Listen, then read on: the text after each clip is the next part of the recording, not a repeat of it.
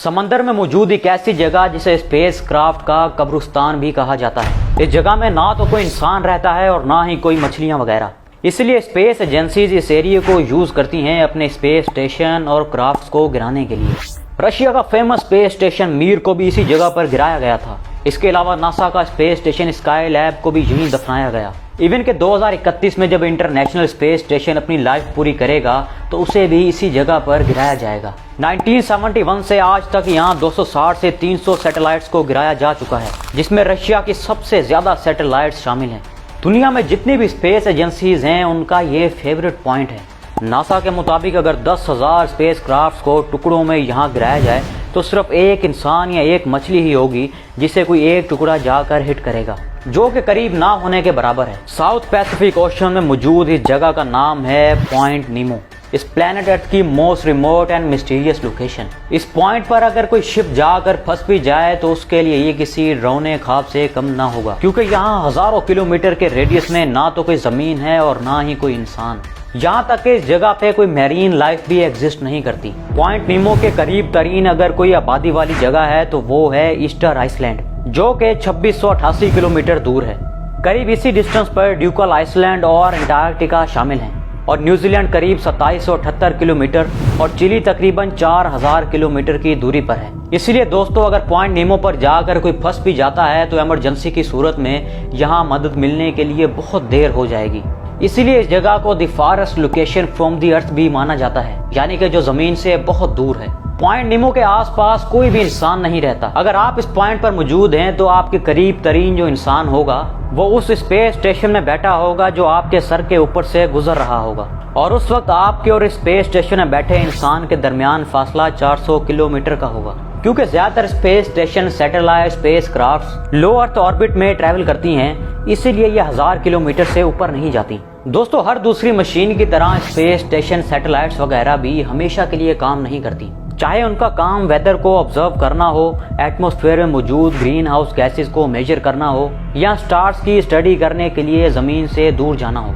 आखिरकार ये तमाम सैटेलाइट्स और मशीनरी अपनी लाइफ पूरी करके नकारा हो जाती हैं। बिल्कुल ऐसे ही जैसे आपके घर में मौजूद टीवी, वॉशिंग मशीन या फिर एयर कंडीशनर वगैरह खराब हो जाता है। लेकिन यहाँ सवाल ये पैदा होता है कि आखिर इन स्पेस स्टेशन और सैटेलाइट्स को इसी पॉइंट नीमो वाली जगह पर ही क्यों गिराया जाता है। बेसिकली जब भी सैटेलाइट्स की लाइफ कंप्लीट होती है, जो कि करीब 15 साल है, तो फ्यूल की कमी की वजह से इन्हें अर्थ से दूर किसी और ऑर्बिट में नहीं भेजा जा सकता। इसीलिए स्पेस एजेंसीज को ऐसी जगह की तलाश थी जमीन पर जहां इन सैटेलाइट्स और स्पेस क्राफ्ट को गिराया जा सके। हमारी जमीन से करीब तरीन सैटेलाइट्स के लिए इंजीनियर्स सबसे पहले इन्हें स्लो करते हैं और इवेंचुअली ये अपने ऑर्बिट से निकलकर अर्थ के एटमॉस्फेयर में इंटर हो जाती हैं। हवा में एयर फ्रिक्शन की वजह से ये सैटेलाइट टुकड़ों में टूट जाती हैं। हीट की वजह से इन टुकड़ों का टेम्परेचर आमतौर पर हजारों डिग्री तक पहुंच जाता है, जिसकी वजह से कई टुकड़े तो जमीन पर पहुंचने से पहले ही पिघल जाते हैं, लेकिन बड़े बड़े कुछ टुकड़े जरूर जमीन पर पहुंचते हैं। इसीलिए दोस्तों, इन टुकड़ों को ऐसी जगह पर गिराना जरूरी हो जाता है जहां पर ना तो कोई इंसान रहता हो और ना ही कोई मैरीन लाइफ वगैरह,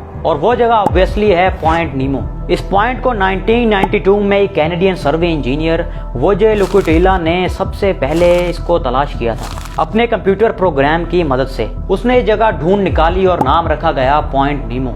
नीमो एक लैटिन जबान का लफ्ज है जिसका मतलब है नोबॉडी, यानी कि कोई नहीं। दोस्तों, नीमो पॉइंट एक इतना गैर आबाद एरिया है कि जिस इंसान ने इसका सबसे पहले अंदाजा लगाया था वो भी यहाँ पर कभी नहीं गया। यहाँ पर तो कोई शिप्स भी नहीं जाती, क्योंकि ये रास्ता किसी भी दूसरे ममालिक में जाने के लिए इस्तेमाल नहीं होता। और ये भी माना जाता है कि शायद ही कोई ऐसा शख्स होगा जो कभी पॉइंट नीमो तक गया हो। 1997 में पॉइंट नीमो पूरी दुनिया में तवज्जो का मरकज तब बना जब साइंटिस्ट ने समंदर के नीचे बहुत ही ऊंची और तेज आवाजें रिकॉर्ड की। ये आवाजें डिफरेंट माइक्रोफोन से रिकॉर्ड की गई थी।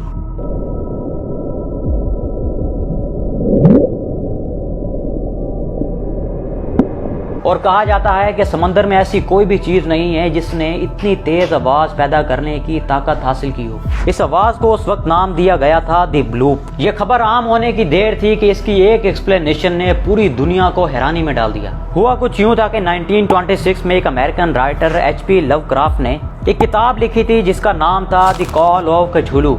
इस किताब में इन्होंने एक बहुत बड़े जाइंट मॉन्स्टर का जिक्र किया था जो कि पैसिफिक ओशन में समंदर के नीचे रहता है। अगर एग्जैक्ट लोकेशन की बात करें तो वो मॉन्स्टर 47 डिग्री 9 मिनट साउथ और 126 डिग्री 43 मिनट वेस्ट में वाक़ है। हैरानी की बात तो ये थी कि जिस लोकेशन का इस बुक में जिक्र था वो पॉइंट नीमो के लोकेशन से बहुत करीब है और साथ ही साथ ये वो जगह है जहां 2 सबसे बुलंद तरीन आवाज रिकॉर्ड की गई थी। तो माना जाता है कि पॉइंट नीमो के नीचे एक बहुत बड़ा मॉन्स्टर या फिर कोई ऐसी मखलूक रहती है जो कि बहुत बड़ी है। ये अलग बात है कि कुछ ही सालों बाद पता चला कि वो आवाजें किसी मॉन्स्टर की नहीं बल्कि बहुत बड़े आइसबर्ग के टूटने और क्रैक होने की आवाज थी। लेकिन दोस्तों हकीकत में एक शख्स को एक मॉन्स्टर दिखाई दिया था और वो मॉन्स्टर देखने के बाद उस शख्स की मौत हो गई थी। अगर आप इसके बारे में वीडियो देखना चाहते हैं तो यहाँ पर आपको मिल जाएगी, आप जाकर जरूर देखें। और अगर इस वीडियो में आपको कुछ भी इंफॉर्मेटिव मिला हो तो मुझे कमेंट्स में जरूर बताइएगा।